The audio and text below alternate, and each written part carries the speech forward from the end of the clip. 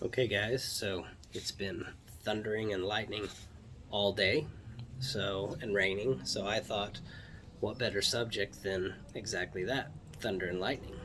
So let's talk about what actually causes lightning. So lightning is caused due to an imbalance of electrons. There is a constant battle of positive and negative electrons in the air whenever a storm is brewing. And what happens is that the air is actually insulating those two opposite charges. Okay. When it starts to rain or snow or produce ice, um, it causes an imbalance of that insulating factor that the air is providing. And the lightning is caused by the electrons that have opposite charges that are building as it becomes stronger than the, let's call it, insulated rating of the air. um, it breaks down and there is a rapid discharge of those electrons, which we perceive as lightning, right?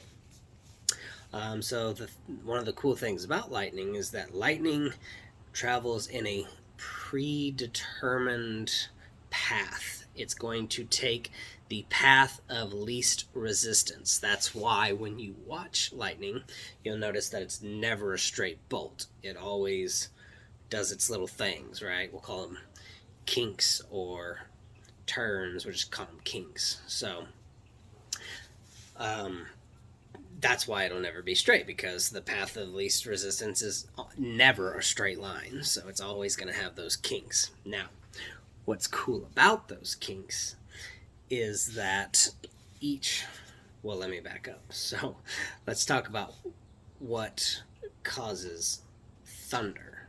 Okay. And then we'll go back to the kink. This is why the kinks are important. So the sound of thunder is actually produced due to the normal temperature of the air being rapidly increased in temperature by the lightning. The lightning is 5 times hotter than the surface of the sun.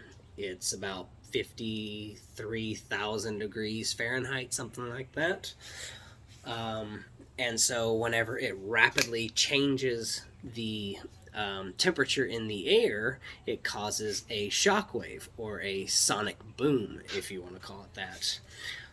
So the reason why the kinks are important is because every single kink that the lightning bolt has produces its own shockwave. That's why whenever you see lightning, you'll see one flash, but then you'll hear multiple rumbles of thunder, because each one of those kinks is producing its own thunder or shockwave, right? So that's pretty cool. Um, let's see, lightning, when it produces thunder, I'm sure you've all heard you see the lightning go and then you count 1 Mississippi, 2 Mississippi, 3 Mississippi, right? I used to think that it was 1 second for every half mile. Okay, and until very recently, which made total sense when I heard it. But the speed of sound through air is about 600 miles per hour, right? So if you do the math on that, that means that every 6 seconds, the sound will travel a mile. So when you get to 6 Mississippi, it's a mile, right? So it's much closer than I thought it was, about 3 times closer than I thought it was, which I thought was very, very interesting. You'll notice as well that whenever a storm is further away, you'll hear that low frequency rumble. And then as it gets closer, it'll get louder and louder and louder. That's due to more of the high frequencies that you can hear. Because when it's further away, sound travels in a wave, right? So as that wave travels further and further, it gets lower and lower in frequency, which is why you'll hear a really low rumble when the storm is far away, and you'll hear it really, really loud when it's up close. Okay. And yeah, it's pretty cool stuff. I'm running out of time, so I'm gonna end it here. But appreciate you guys checking out the video. If you like what you hear and you want to hear more, be sure to like, subscribe, follow me, whatever platform it is that you're on.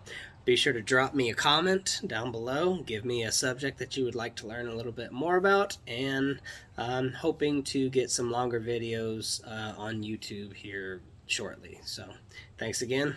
Appreciate you guys.